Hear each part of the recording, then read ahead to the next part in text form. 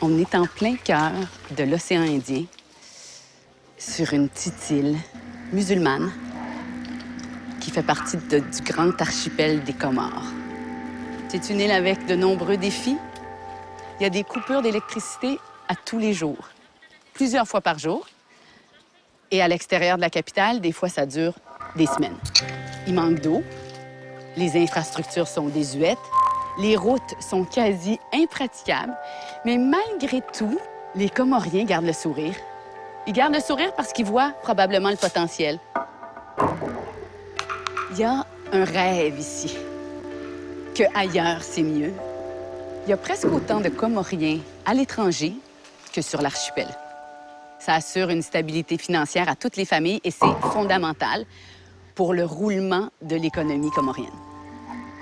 Ils sont coincés géographiquement entre l'Afrique de l'Est et Madagascar, dans l'océan Indien.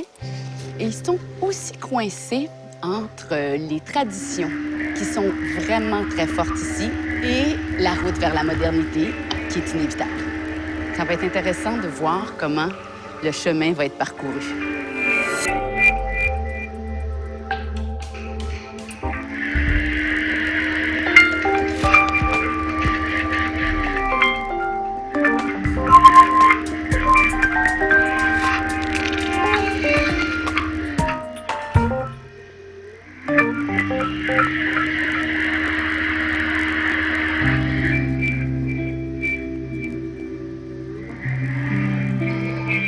La Grande Comore est une île de l'archipel des Comores. On est environ 400 000, dont à peu près 90 000 dans la capitale, Moroni. On a toujours été un pays. À un moment donné, notre colonisateur, la France, a décidé de garder une île sur les 4 et de nous diviser après l'indépendance des Comores. C'est un des plus grands drames, si ce n'est le plus grand drame de notre archipel. Parce que Mayotte est restée française, mais le Comorien continue de considérer Mayotte comme une terre comorienne. On est dans notre île à l'intérieur, mais on a l'impression que c'est grand. On ne pense pas île. On ne pense pas limite du moment où on sort beaucoup. Donc, il n'y a pas de limite. Pour nous, l'océan, c'est une continuité. On est un archipel. Donc là, l'océan s'arrête là, ça va jusqu'à Moélie. Moélie, ça va partir jusqu'à Anjouan. Anjouan, ça va partir jusqu'à Mayotte. Après, ça va partir jusqu'à Madagascar, La Réunion, ainsi de suite. Un Comorien qui est né, qui a grandi aux Comores, pour lui, c'est sa conception du pays.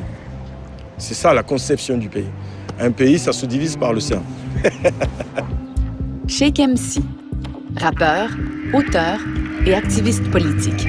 Il se bat inlassablement pour améliorer les conditions de vie de ses concitoyens. Né à Moroni, connu à travers le monde, il nous raconte son île. La plupart des villages sont dans les côtes.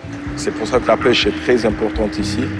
On vit de la pêche et de l'agriculture.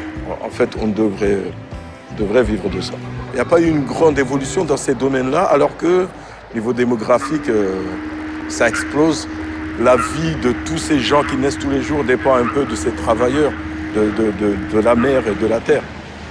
C'est une partie du travail du peuple qui n'est pas bien vue et que la jeunesse ne rêve pas forcément de faire. Au contraire, les enfants de pêcheurs rêvent d'aller ailleurs. C'est un peu comme si être un pêcheur, c'est un peu raté. Alors qu'il en faut. Ils font partie des nerfs même du pays. Sans eux, on n'est rien. 7h30, on s'en va à la pêche. Bonjour! Bonjour! Ça va? Qu'est-ce que vous avez dans vos mains? Il faut pousser le poisson. Alors, vous utilisez ça pour taper dans l'eau? Oui. Et le poisson vient dans le... Oui. Dans le filet. Dans le filet. On va aller voir ça. J'espère que je vais être capable d'en ramasser pour vous. Oui. Tu penses? Oui. Pas sûr.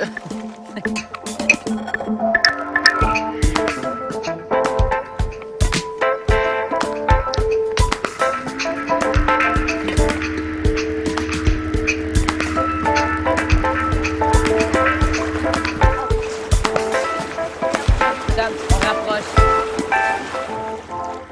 Ça, c'est bien ou c'est pas bien? Non, c'est pas bien. Ben, il est beau. C'est bon. Les poissons que vous pêchez, vous faites quoi avec? Vous les mangez? Oui, on mange et vendre au marché. On ne trouve pas le travail, c'est ça qu'on va à la mer. On conseille les enfants qu'on ne peut pas travailler la pêche. On veut travailler au bureau, on fait les études. Mais la pêche, non. Pour avoir un meilleur salaire. Oui, oui.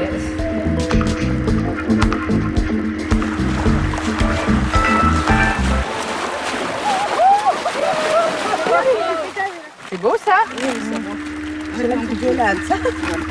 Ah, ben il y en a quand même pas mal, là.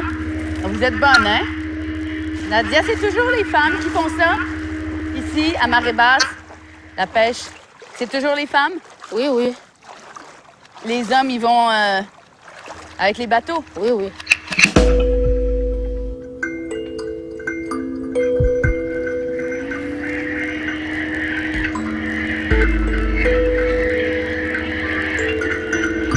J'ai fait la pêche depuis que j'avais 17 ans. Quand j'ai quitté l'école, j'ai rentré directement à la pêche parce que mon père était un pêcheur.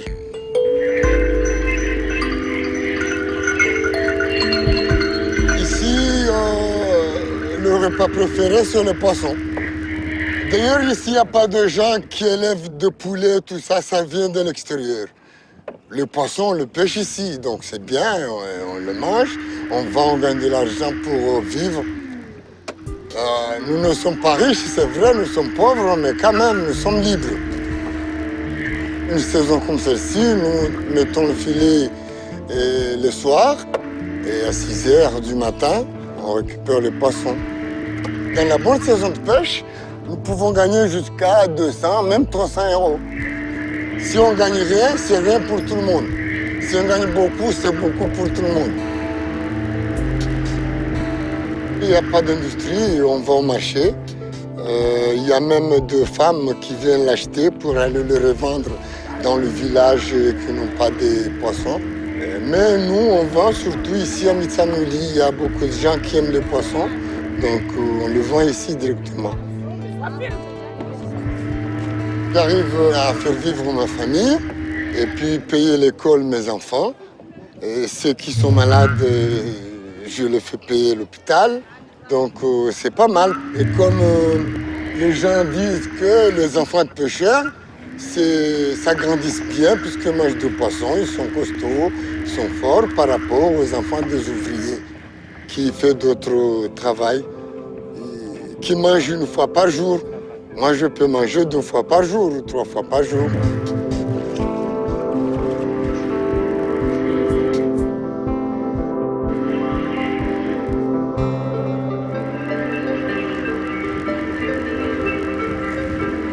Bonjour! Bonjour, et à vous, bonjour. Ah, Nadia! Nadia. Nadia, elle, c'est ma professeure. Oh! Ah ouais, bienvenue. Alors, c'est le poisson du matin, ça? Ouais, c'est le C'est un poisson poisson qu'on a pêché aujourd'hui. Ça, c'est le lapin. Génial! Ça, c'est le petit poisson. Oh, mais ça, c'est nos poissons, ça. Hein? C'est mon poisson, ça. Celui-là, c'est... Laisse-moi prendre comme ça va être plus simple. Voilà. Ça fait mieux. Mes petits poissons. Au niveau alimentaire, on dépend vraiment de l'extérieur. On importe tout. La plus grande consommation, par exemple, des Comores, c'est le riz. Et c'est importé. C'est importé, ça veut dire que si le bateau ne rentre pas, c'est vraiment un crime.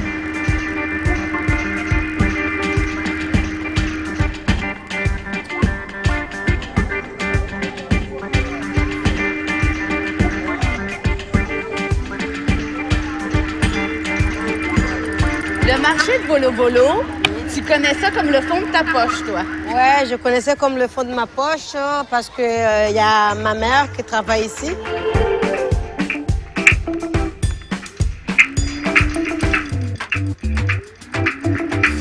Bonjour! Bonjour! Là, en fait, là aujourd'hui, il n'y a pas de monde. Normalement, ici, c'est tout blindé, c'est table. C'est plein de... Bonjour! Comment ça Il y a va? des gens qui sont là. Toujours, ça va bien.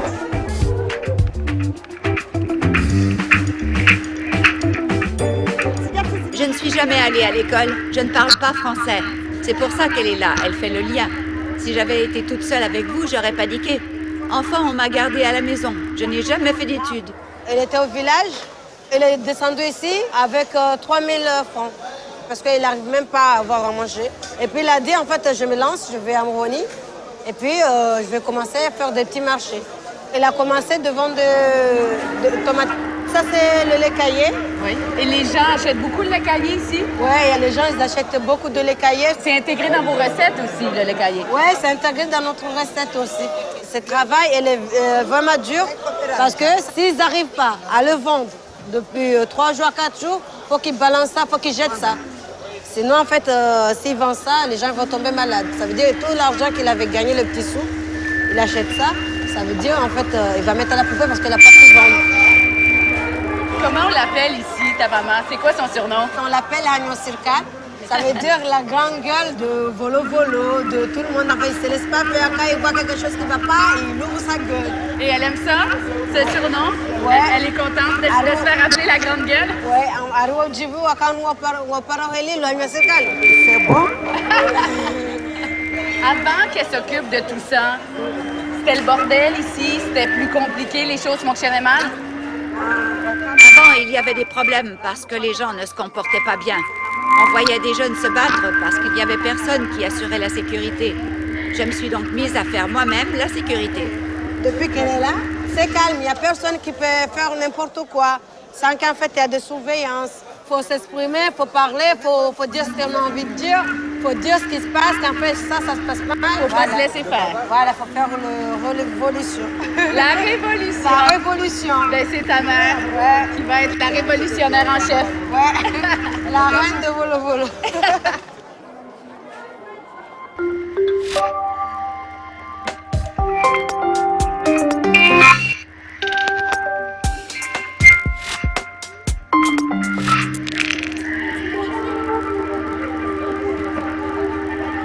Le grand mariage fait partie de tout un système très complexe de la vie de la société comorienne de tous les jours. Le côté festivité, musique, danse, qui est vraiment le seul moyen qu'on a trouvé pour conserver notre tradition, ça fait partie vraiment de notre identité. Les cérémonies entourant le grand mariage continuent et ce matin, je vais rencontrer la mariée. C'est la famille de la mariée qui accueille les gens et qui veulent en mettre plein la vue. On peut rentrer? Comment tu l'as vécu, ta semaine de grand mariage? En fait, c'était une semaine trop chargée, un peu fatigant. C'est chargé, mais tu voudrais jamais passer à côté de ça dans ta vie? Non, toutes les femmes ici rêvent de ça.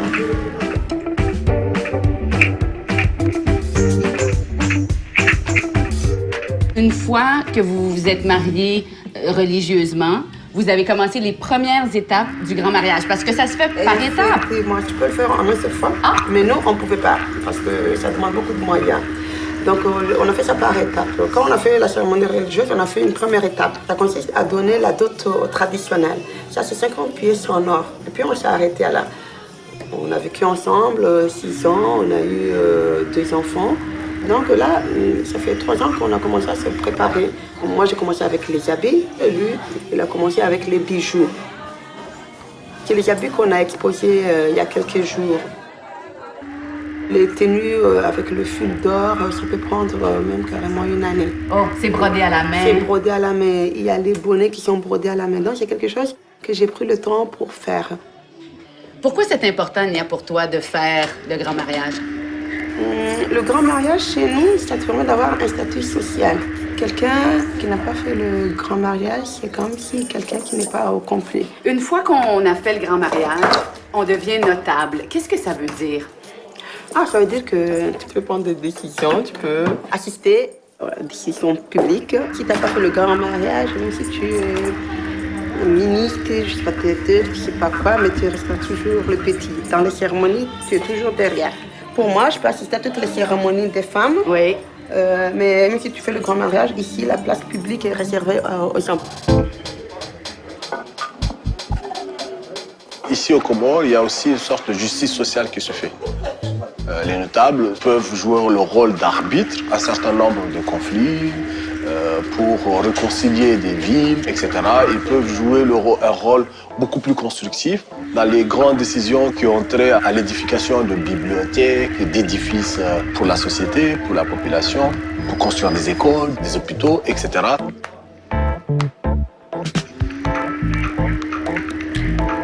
Je ne vais pas dire que tout de suite après, on va m'inviter dans ce genre de discussion, mais au fur et à mesure, en fonction de comment je vais me comporter, etc., je serai très bien accepté, ou moins accepté, etc. Et donc aujourd'hui, on va m'amener officiellement. Le cortège sera composé essentiellement de gens qui ont fait le grand mariage, de grands notables. Ils se distinguent par leurs habits et je vais m'habiller pour la première fois comme eux et ils vont m'amener officiellement chez ma femme.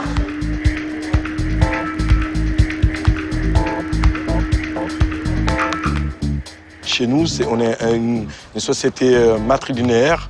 C'est la femme qui construit, c'est l'homme qui va chez la femme.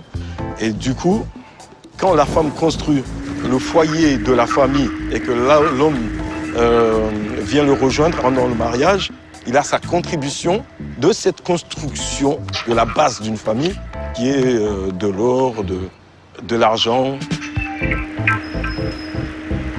Les bijoux vont venir ce matin avec mon mari. Mais là, j'ai pris ça chez ma cousine. Oui. Je porte, après je lui rentre et à partir de demain, je vais porter les miens, Inch'Allah. Quand il va arriver avec des autres hommes, il va le montrer. Effectivement, il le montre, il le porte au haut comme ça. Ah oui. Quand ils viennent, ils portent au haut l'or comme ça. Voilà, tout le monde doit voir ça parce que c'est haut, les gens doivent voir.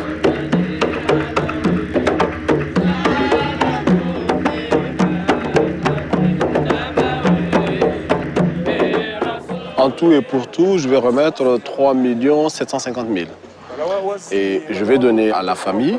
Et puis, la famille de ma femme va payer les redevances pour que je puisse appartenir à certains Ndji. Ndji en français, c'est village. Mais là, le grand mariage aussi, c'est pas moi ni mon mari qui finance tout.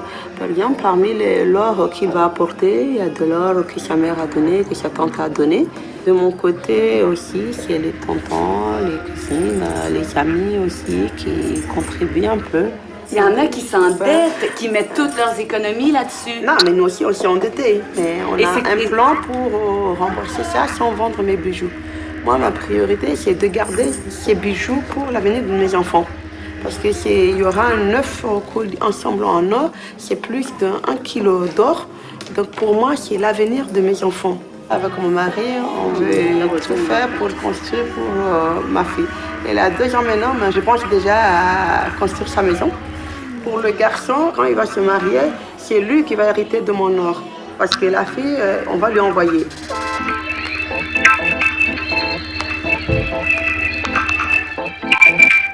Ce grand mariage, c'est encore une pratique très, très forte ici. C'est encore très important pour vous. Est-ce que tu comprends les critiques reliées au grand mariage, les gens qui disent que c'est trop cher et puis que ça freine le développement même du pays?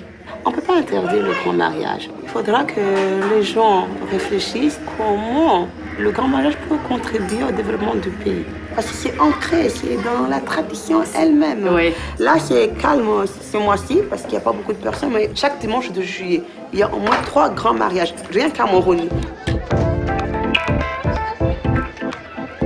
Et puis après, est-ce que vous partez? Qu'est-ce que vous faites? Il n'y a pas de voyage de noces? Non, on n'a pas ça. Le voyage de noces, c'est ça, c'est les bijoux, c'est ça, la maison, ça. etc. Voilà, c'est ça le voyage de noces. Après ça, on fait les comptes.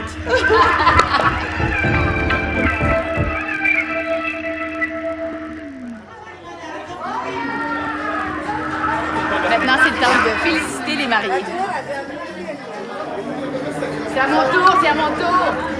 Félicitations. Merci beaucoup. Félicitations.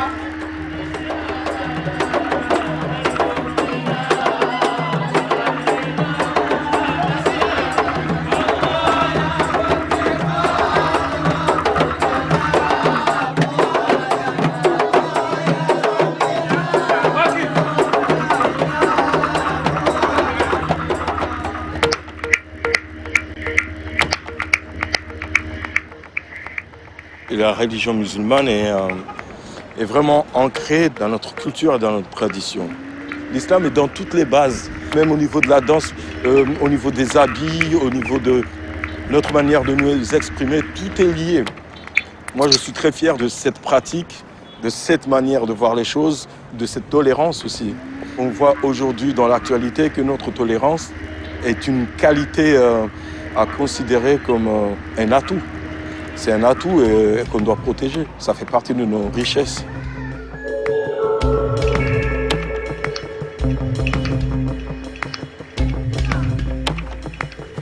Alors, qu'est-ce que vous faites ce soir? Il y a une fête spéciale? C'est une ramadan spéciale. Tout le monde se réunit, mange ensemble, prépare tous les plats traditionnels, les bons plats comoriens, et on mange ensemble à 18h. En famille? En famille.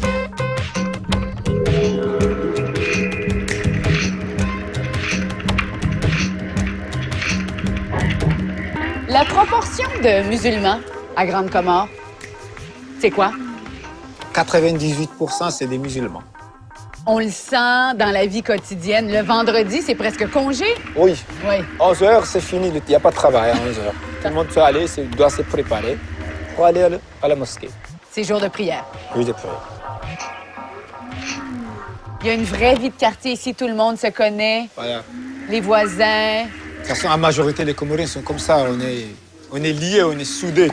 Dès qu'on est des frères, des amis, on se dit c'est des frères et sœurs. Du coup, je peux aller manger chez lui, il peut venir manger chez moi. Oui. On partage. Pas besoin d'invitation. Voilà, il n'y a pas besoin d'invitation. Il faut toujours en avoir pour les autres.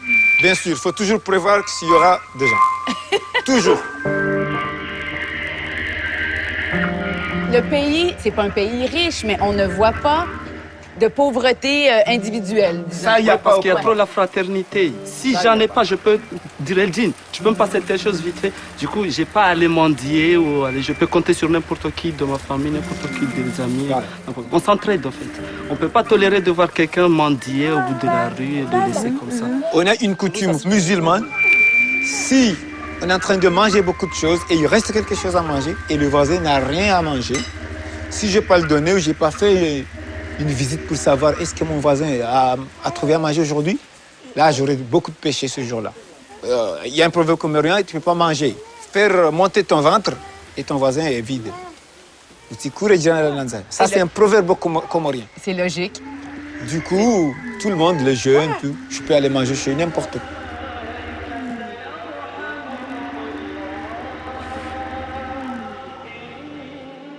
Il y a presque plus de lumière, on ne peut pas attendre trop pour manger.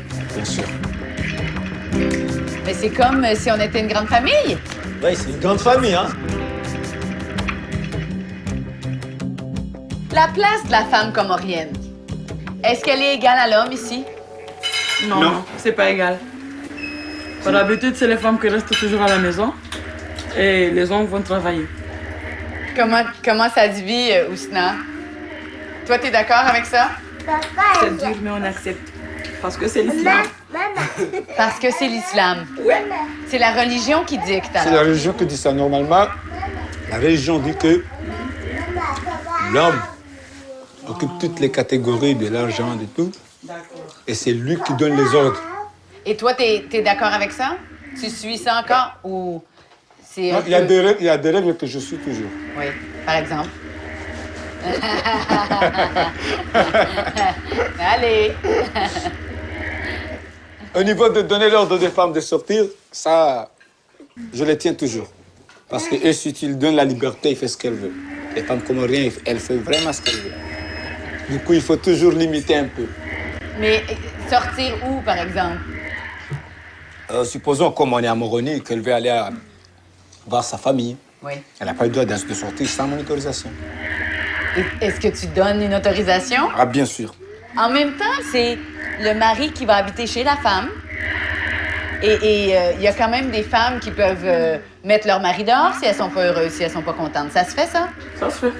Parce qu'il est chez moi. Voilà. Il fait quelque chose que je veux pas, donc je vais le chasser. Parce qu'il est chez moi. Alors, il faut que tu fasses attention quand même. Merci, vous êtes d'une grande, grande gentillesse. Ousna, merci. Marahaba. Oh, je l'ai bien eu, là! étonné. Marhaba Manji.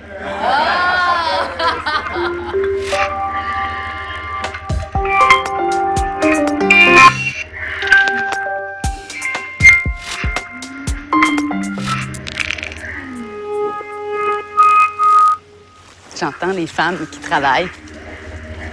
Elles sont pas trop loin. On est dans un champ d'ylang-ylang, un arbuste qui est typique aux Comores et qu'on récolte ici et qui compose le parfum Chanel numéro 5. C'est l'ingrédient principal.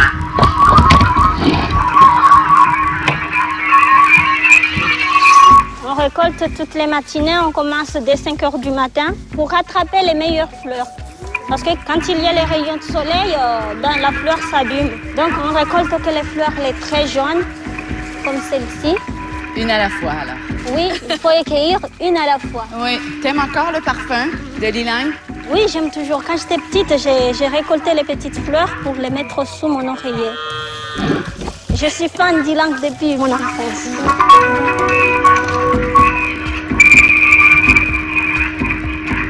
C'est une plante venant des Philippines qui a été introduite par les Français aux années 50 aux Comores. Mais comme le sol comorien est une terre volcanique, les Comores restent les meilleurs producteurs d'ylang sur la quantité et la qualité. La production croît au fur et à mesure des années. Si tu as 5 kilos cette année, l'année prochaine, tu auras 6. Après, tu as la récolte, tu as des belles fleurs, on les ramène aux alambics où on va distiller. Et après, on exporte les huiles vers l'Europe, l'Asie, où on se sert pour faire les parfums du Maroc. Les gens ne savent pas ça. Moi, j'ai été étonnée d'apprendre ça. Oui, ce serait mieux s'il est écrit comme ça, on pourrait savoir que c'est l'ylang venant des Comores. Et même le lilang venant de Sitina. Oui. C'est ton champ d'ylang-ylang. Depuis quand tu t'en occupes? Je l'ai hérité de ma famille. C'est mon père qui s'en occupait, ça fait déjà des années. Il était dans la vanille, maintenant il s'est mis dans l'ylang, ça fait à peu près 10 ans. Et je suis revenue après mes études pour valoriser notre produit local. Parce que ça vaut de l'or, c'est notre or. Chez nous, on l'appelle l'or jaune, cette fleur. Voilà mon père qui est en train de faire les travaux de taillage. Il se manifeste! Voilà. Moi, je suis à côté de la machette, c'est super! T'as pas peur? Non, j'ai pas peur. Je suis sûre qu'il manie la machette avec beaucoup de doigté. Qu'est-ce qui a changé depuis qu'elle est là? Quand elle a commencé à travailler avec moi, nos affaires n'avaient pas encore vraiment démarré. On a dû redoubler d'efforts depuis. On gagne mieux notre vie en faisant ça qu'auparavant.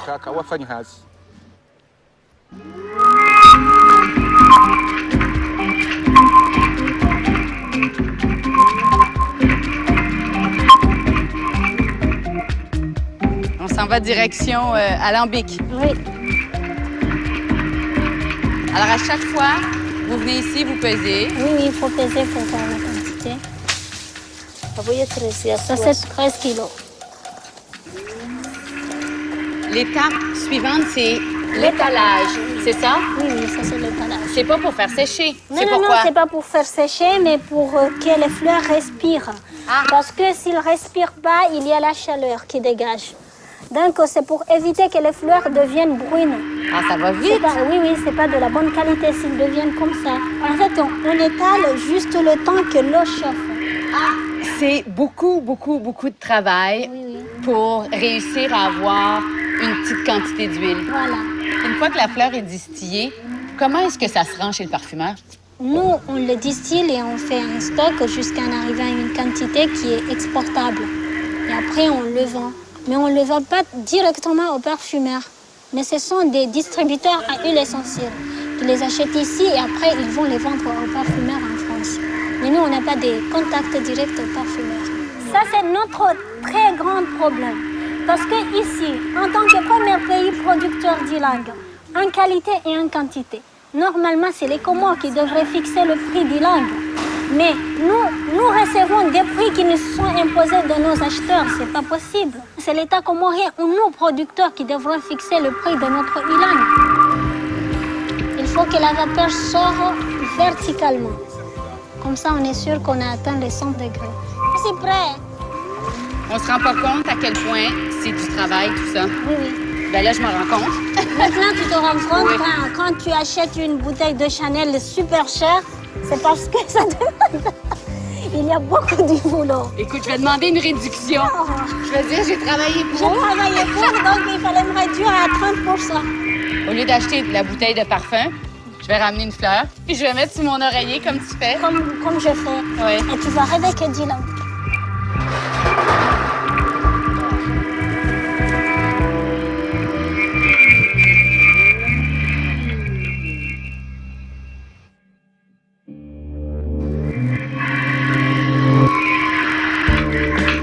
Le pays, en fait, est dirigé par des gens qui méprisent le peuple et qui font en sorte que le peuple reste à ce niveau et qu'ils n'évoluent pas pour pas qu'ils exigent mieux.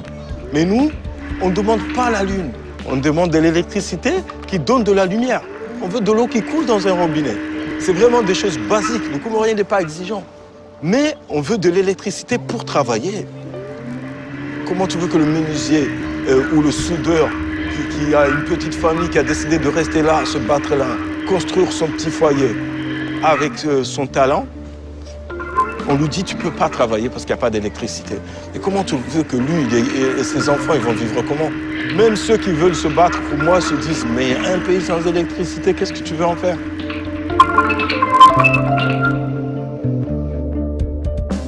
À Moroni, on est privé d'électricité pendant 4 ou 5 heures de temps par jour. À tous les jours? Tous les jours, tous les jours. Et les autres localités, c'est encore pire parce que l'électricité peut venir jusqu'à 1 ou 2 fois le mois. Donc c'est vraiment dur pour eux.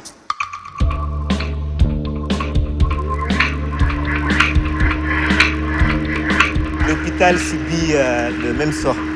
S'il n'y a pas d'électricité dans le quartier où il y a l'hôpital, donc il n'y aura pas d'électricité pour le fonctionnement du centre. Je ne peux pas vous compter le nombre de décès causés par les coupures d'électricité parce qu'il y a des patients qui sont sous oxygène et quand il y a coupure, donc forcément ces patients-là meurent sur le coup. Mais c'est quoi les raisons des pannes de courant? C'est un problème qui vient d'en haut d'abord, c'est un problème politique. Parce que la société Mamoué, c'est une société dont les principaux dirigeants sont nommés par le gouvernement.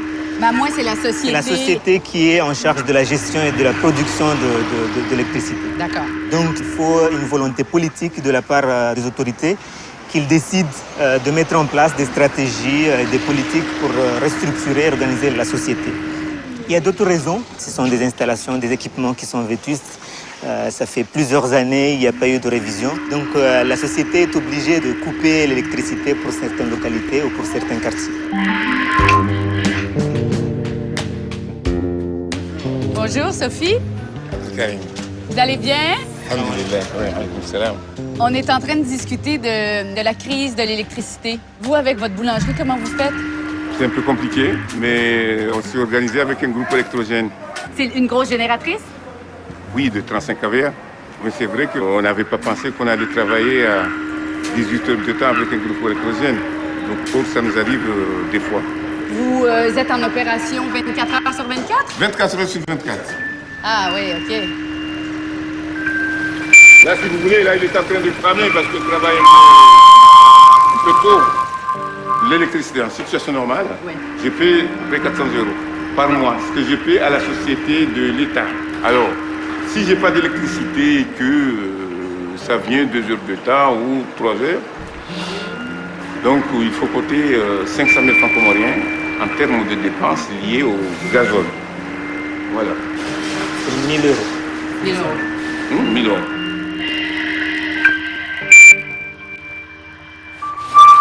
Bonjour, bonjour.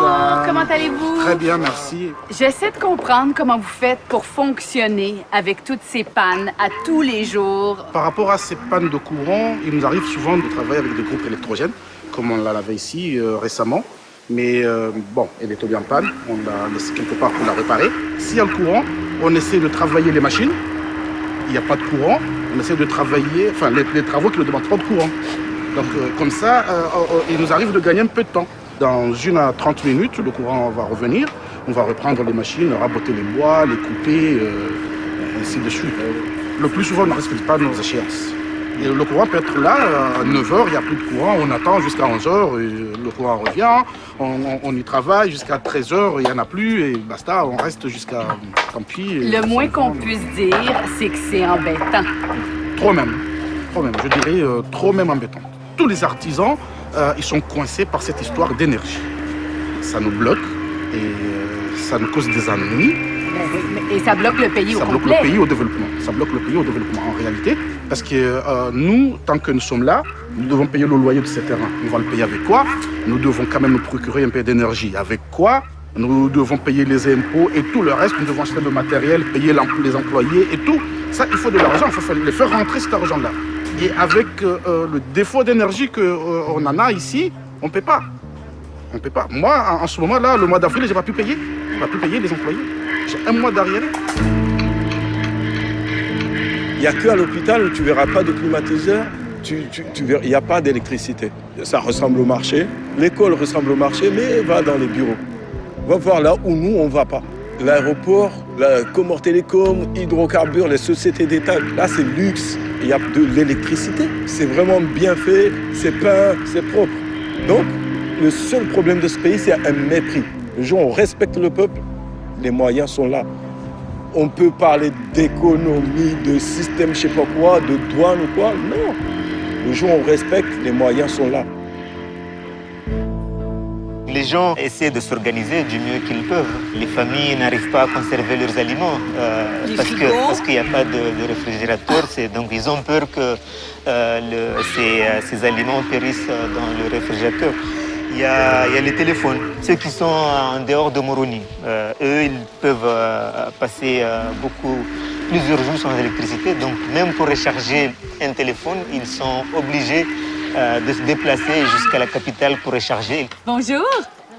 Est-ce que l'électricité est revenue ou non? Non, il n'y a pas eu, d'accord. Ça, c'est un petit panneau solaire, encore. Ah, d'accord. Avec l'ampoule, le panneau solaire là, ça fait fonctionner l'ordinateur aussi? Non, ça fonctionne. OK. Alors, juste pour la lumière, quand il y a une panne, vous utilisez ça? Une bougie. Et une bougie. Est-ce que vous êtes habitué? Ah, voilà l'électricité. J'allais dire, vous attendez que l'électricité revienne et voilà. Et voilà. Et voilà. Vous êtes contente. Oui. C'est comme ça tous les jours? Oui, tous les jours. Mais c'est tard aujourd'hui, non? Ça fait un bon moment. Si j'en reviens dans 5 ans, tu penses que la situation va être pareille? Non, elle ne va pas être pareille. J'espère seulement qu'elle ne sera pas pire. Au vu de ce qui se passe dans le monde, le pays est contraint et obligé de changer. C'est un pays qui est vierge. C'est un pays qui intéresse pas mal d'investisseurs et je sais que ça va pas être pareil. Tout est à faire. Tout à fait. Et je reste confiant parce que je sais qu'à un moment, les autorités seront obligées de changer, de se mettre face à leurs responsabilités.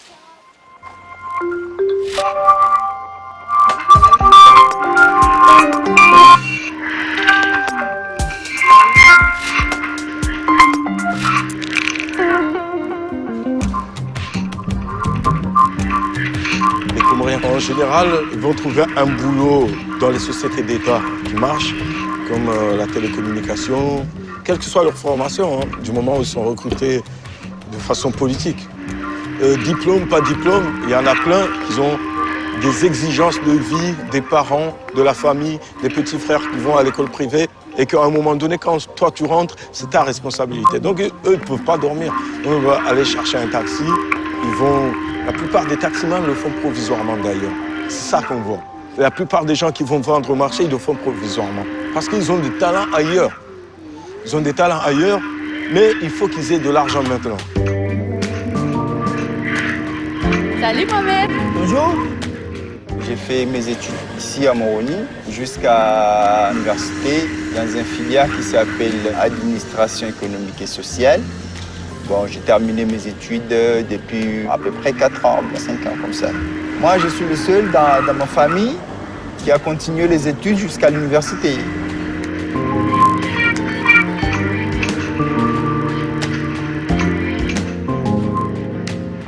Est-ce que tu as essayé de trouver un travail dans ton domaine en économie?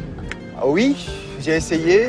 Il y avait un jour que j'avais commencé un stage dans une société tout près. J'ai fait 8 mois comme ça. Bon, là, ils n'avaient pas la possibilité de recruter. Bon, là, je leur dis que je peux pas continuer comme ça. Il fallait que je quitte pour aller faire quelque chose d'autre parce que vu la situation maintenant, j'ai une famille, j'ai une femme, un enfant. Ma femme ne peut pas accepter que j'aille au travail tous les jours jusqu'à 8 mois sans rémunération, sans rien du tout. C'est pas possible. C'est pas possible. J'ai préféré de quitter le stage pour faire un autre emploi. Avoir une famille sans le revenu, c'est difficile. Bon, il y a encore ma famille, il y a ma mère, mon père, qui sont là, qui ont fait tout pour que j'apprenne. Maintenant, ils attendent que je leur donne à manger. C'est pour cela que je me suis lancé faire le taxi. Je fais le maximum pour ma famille. Est-ce que tu aimes quand même faire le taxi? Bon, j'aime parce qu'il n'y a pas un autre emploi que je peux le faire, gagner ma vie facilement. Tout le monde en a besoin de monter dans un taxi. Combien tu gagnes, Mohamed, par jour en faisant du taxi? Puisque c'est moi qui conduis ma voiture, c'est à peu près 20 € ou bien 25 € par jour. Si le taxi est bon, il y a de temps en temps que ça ne marche pas. Tu peux avoir 10 €. Donc, une bonne semaine, tu fais à peu près 100 € par semaine? Ah oui, si ça marche très bien. Oui. Oui. C'est suffisant? Oh oui, c'est suffisant parce que là, je trouve manger, on ne fait pas vraiment des économies, mais juste le minimum de la vie. Le grand gars.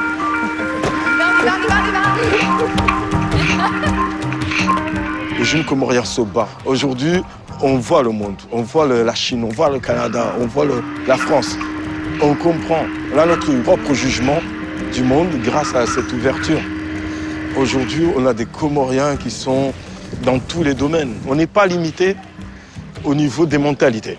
À ce niveau-là, niveau éducation, on a cette ouverture grâce à certains pays qui ont ouvert les portes avec des bourses qui permettent d'aller faire des études, mais surtout grâce à notre envie d'aller voir, notre envie de partir.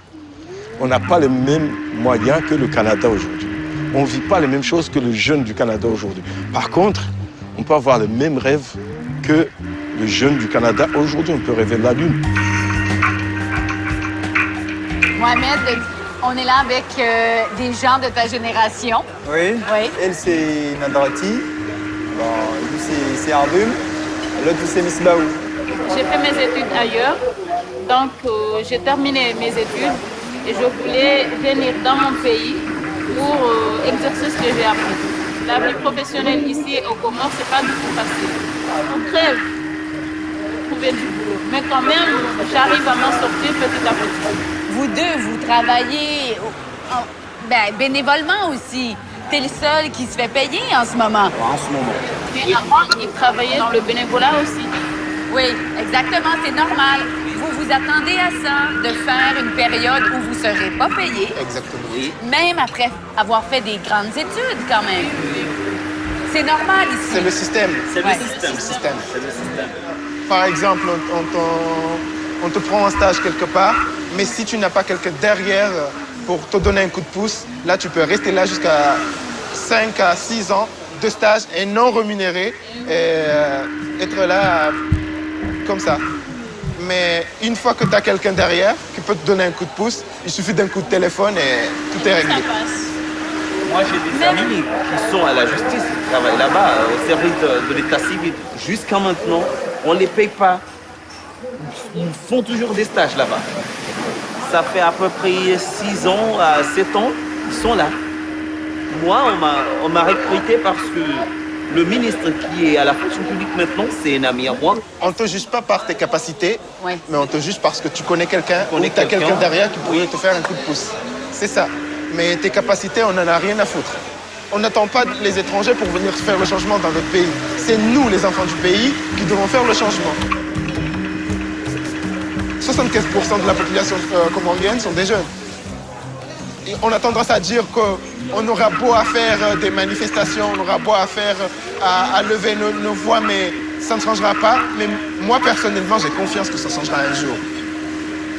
J'ai confiance que ça changera un jour. Parce que ces gens-là, ces politiciens, ne seront pas là éternellement.